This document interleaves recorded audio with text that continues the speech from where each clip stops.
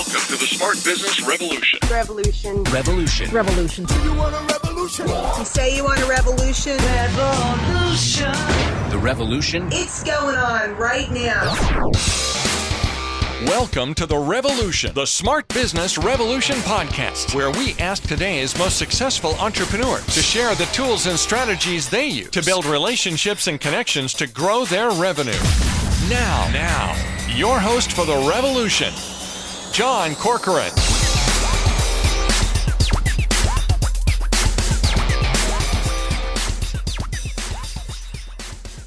All right, welcome everyone. John Corcoran here. I am the host of this show, and it's such a pleasure every week to talk to smart CEOs, founders, entrepreneurs of companies ranging from Netflix, YPO, EO, Activation Blizzard, LendingTree, OpenTable, Act Software, many more. I'm most of the co-founder of Rise 25, where we help B2B business owners to get their ideal prospects, reach and connect with their ideal prospects. And I want to give a quick shout out to Carl J. Cox of 40 Strategy. Check out the Measure Success podcast.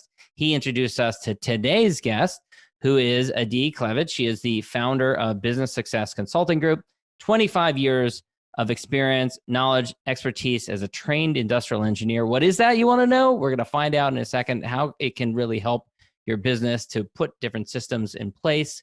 And she helps businesses to put those systems and processes in place, something that I know a lot of businesses struggle with. And she also is the host of the Systems Simplified Podcast, which we've been really privileged, the team over at Rise 25, to help her to put together. And she's doing a great job with that. And of course, this episode is brought to you by Rise 25 Media, where we help B2B businesses to get clients, referrals, and strategic partnerships with Done For You podcasts and content marketing. And Adi, doing a podcast has been such an amazing blessing for my life, really for the last 11 years. And the reason I keep doing it is that I get to have great conversations with smart people like yourself. And, since you've been doing it, how have you enjoyed doing it so far? Because you've been a rock star so far. Thank you, John. Well, first of all, great being here. And yes, an acknowledgement for Carl for introducing us, but also Owen from Sweet Process, because you might not know the backstory of Owen introduced me to Jeremy, your business partner. Jeremy interviewed me. I introduced Carl and to Owen, and then Carl introduced me to both of you to do the podcast. So it all goes around in a circle, which we love. It all comes back to podcast, which I love. That's right. And going back to podcast, because I love doing my podcast. This is it's so much fun because I get to meet such amazing people, hear their story, hear what they have to say about systems and how much they love systems. And I get inspired every single time by my guests and by the topics. So to answer your question in a long-winded way, yes, I love doing podcasts. I love that. I love to hear that. All right. So industrial engineering, for those who don't know what it is, I had no idea. I mean, if you told me it was building skyscrapers, I would have said, oh yeah, that makes total sense. But it actually doesn't have to do with skyscrapers. No, it doesn't. So industrial engineering is basically, an industrial engineer is responsible for all the systems in an organization, in a manufacturing or in a business organization, in terms of making sure the correct systems are in place, the systems are working, and that everything, whatever the production is in that particular company, is actually occurring. So they're in charge of production lines, they're in charge of efficiency, they're in charge of making sure that the processes and procedures are in place and that they are working correctly. That's in general. Obviously, there are different aspects of it and different people do different things, but as a general concept, it's basically making sure that all the systems are working and the infrastructure is working correctly in terms of the company, the business, and the production lines. And you said that you were drawn to it because there's both a science side to the field of study, and there's also a human element to it. Absolutely. I mean, when it was time for me to choose what I'm going to study, I looked at the different categories that are what is offered for each faculty, etc. And I was always very good at science, but I'm also really good with people. I love people. I love helping people.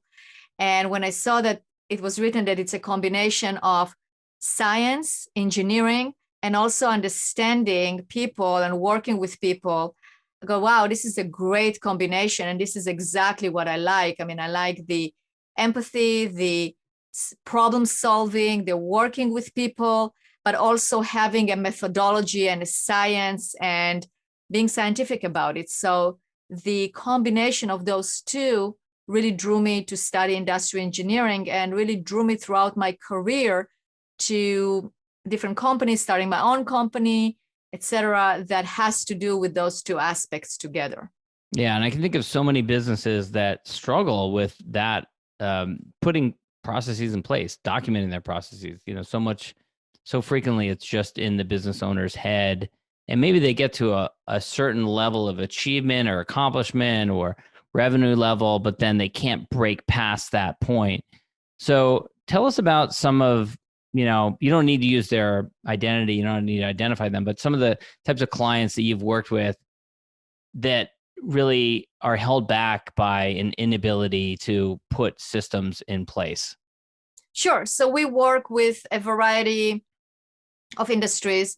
So we work with manufacturing, construction, service and professional industries such as accounting firms, law firms, insurance, financial advising, mortgage companies, and also we work in the medical field with mainly private practices like dentists, optometrists, veterinarians, etc.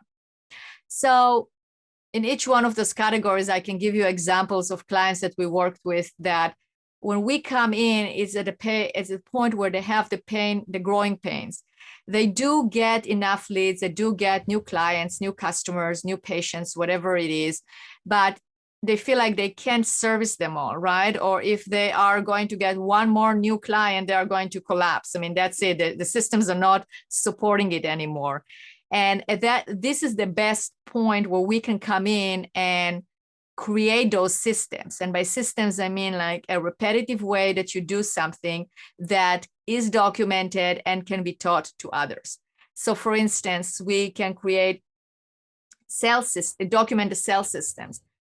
We're not sales consultants. We're not going to teach you how to sell. We have sales consultants that we refer to, but we can document, like for instance, in a construction company, if you have one estimator, but you are at the point where you have all these leads coming in and you need 3 estimators, and you're asking yourself, how am I going to train all 3 of those estimators at once, or even one more?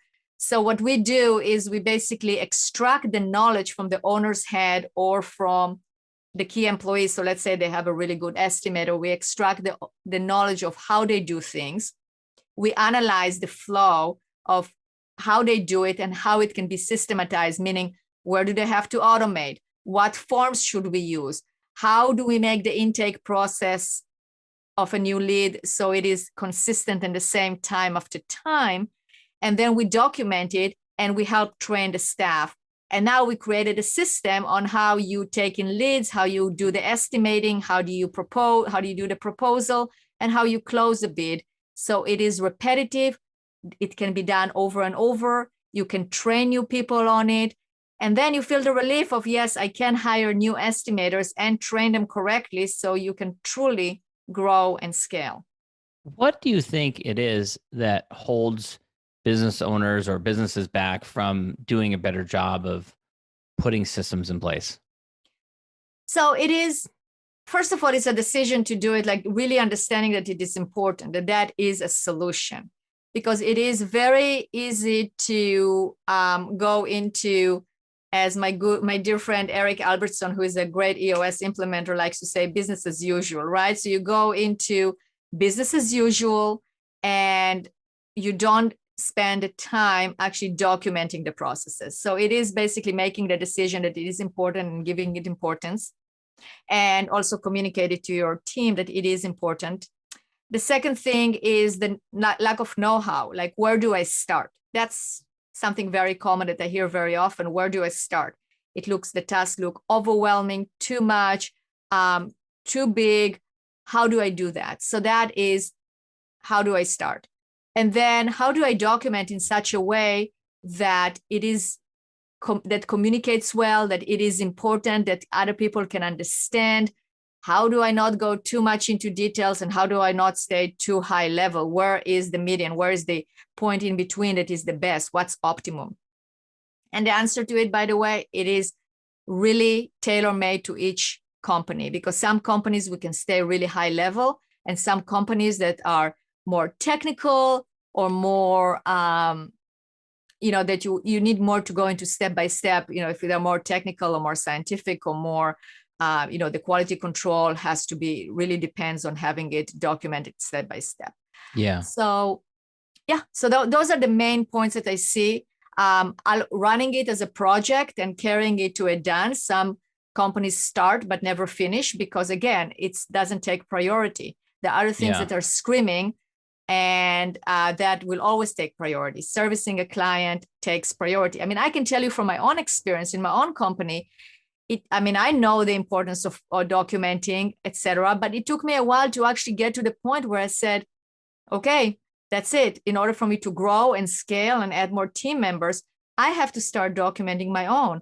And no more excuses of, yes, but I have to talk to a client, or I have to create a proposal, or I have to do a podcast, or I have to do a lecture, which are very, very important actions. But I would never be able to grow without writing the processes. And when I start applying it for myself and creating my own processes, I was then able to hire people, and it's not just me. I was able to scale. So and there you go. And is there an ideal cadence for this? Is it something where you recommend, okay, spend 10 minutes each morning documenting some new process, or how do you recommend people do it, or block off a whole day? And again, you probably, people don't like that answer, but it really depends. Why it depends? Because each one of us is different. Each one of us is different in terms of how we organize our day. When is the best time for us to concentrate on things that are more administrative or more thinking? Some people like to do it like first thing in the morning. Some people would prefer doing it at the end of the day. For some people, blocking the time, blocking the certain hours and just doing it, just blitzing through it is the best. For some, it will be the 10 minutes every day. So when I work with a client, I always interview them and really again, this is where the understanding of people comes in, and really make sure that we come up with a plan that works for that person.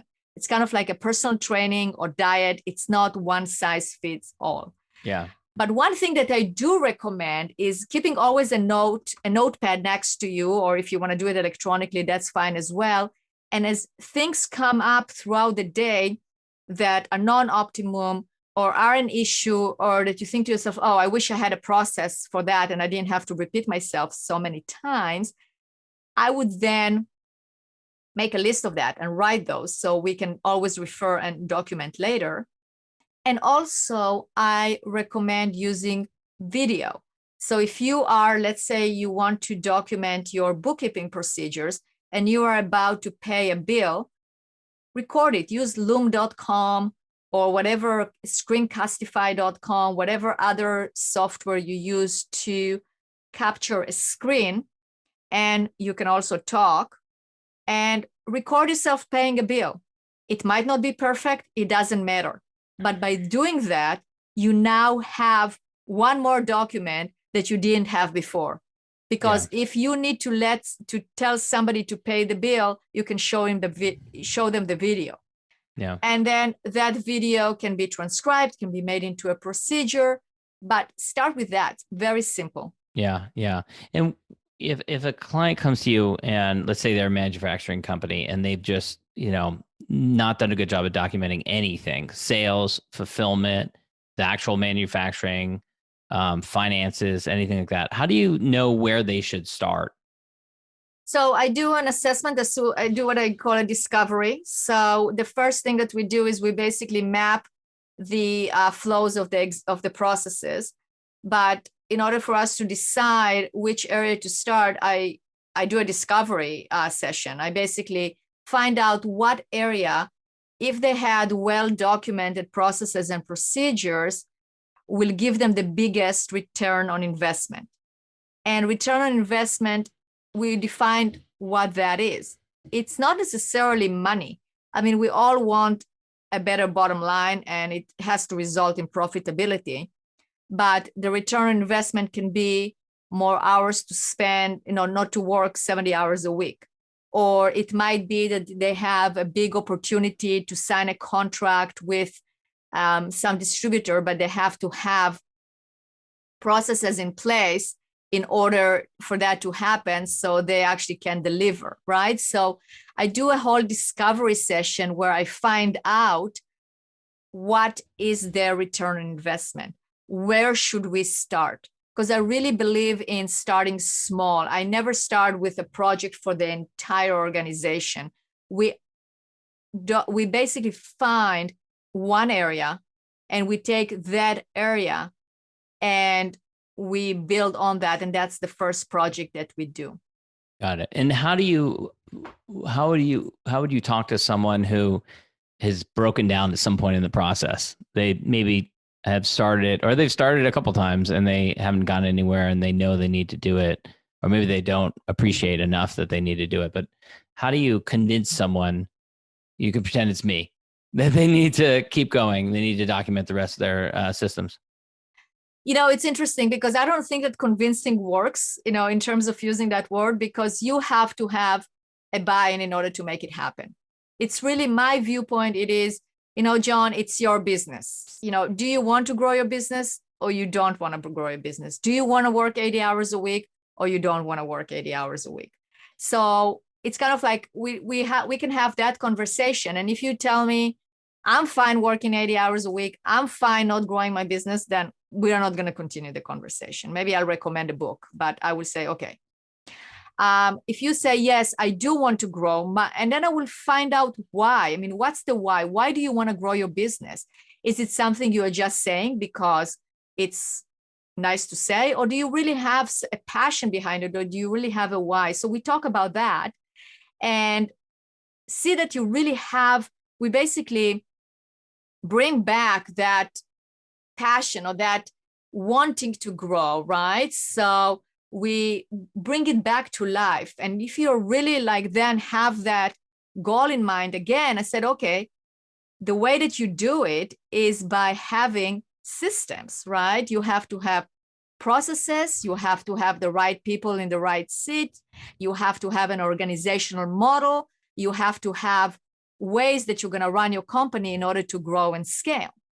And so we basically kind of have that conversation, and it's really up to you. Let's say I'm having that conversation with you and you realize that, yes, you do want to have a great business. You don't want to work 80 hours. You do at some point want to be able to sell it. Then I would say, okay, so do you see the importance of having well-documented processes and procedures in order to do that? Mm-hmm. Yeah, for sure. And if you said yes, for sure, I said, okay, would you like me to show you how to do it? And then again, it's a decision tree, yes or no. Yeah, right. And then we're running a little short on time, but I couldn't leave this conversation without asking you about tools. Everyone loves to talk about tools and software and stuff like that. And I'm sure you get used to hearing that question all the time. But you mentioned, Sweet Process, obviously one, they're a client of ours, and amazing software. Loom is another really cool one. That's one that we use as well. Any tool recommendations for people, or are you tool agnostic? I'm tool agnostic. I mean, I use Sweet Process, I use Whale, I use other software, depends on, I can make the recommendation according to what the client needs, but I have a variety of tools that I use, but one of them, so when we talk about Sweet Process or Whale.io, those are all platforms to document processes and procedures, right? So I will use that category of a software to actually document, a platform for process documentation.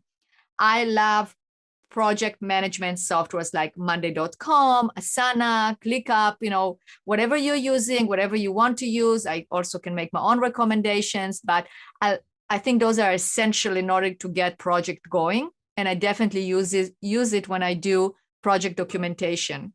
Yeah. The other one that I like the videos one. So the Loom, the Screencastify, you can even start a Zoom call and record yourself and share a screen. That also works. So that is a tool.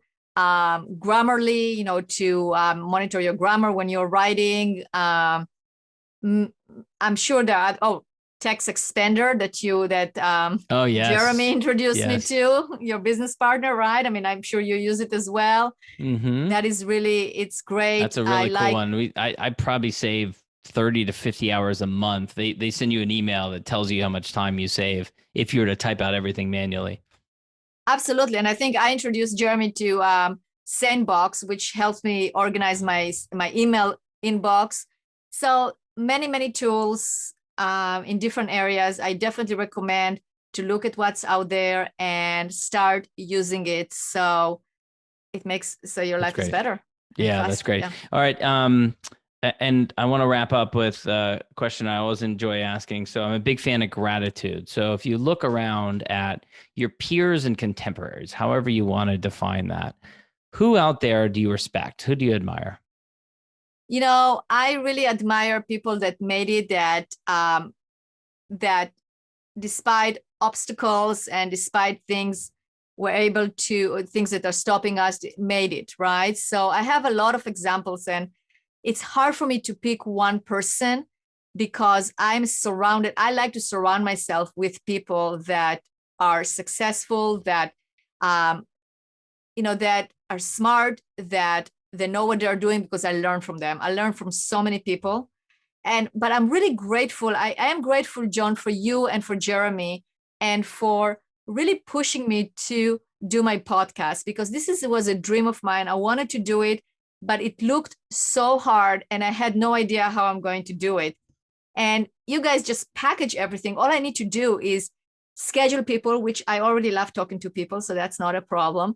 Ask them questions, which I do all day long anyway, and press the record button on Zoom, which the majority of the call I do anyway, and then just upload the link and send it to you. And you really helped me expand my company, because now I can reach to so many more people. But so I would really like to give the gratitude to you both, because you really got me out of my comfort zone, but gave me great advice. So thank you. Oh, wonderful. That sounds so great. That sounds like I set you up with that question, which I didn't intend at all. No, not at all. So I appreciate you mentioning us, but that's great. Where can people go, Adi, to learn more about you, connect with you? LinkedIn or your website? You want to mention all those? LinkedIn. So it's Adi Klevit, ADIKLEVIT. And my website is bizsuccesscg.com. So CG for consulting group, bizsuccesscg.com. Excellent. All right, Adi, thanks so much. Thank you. Thank you for listening to the Smart Business Revolution podcast with John Corcoran. Find out more at smartbusinessrevolution.com. And while you're there, sign up for our email list and join the revolution. Revolution.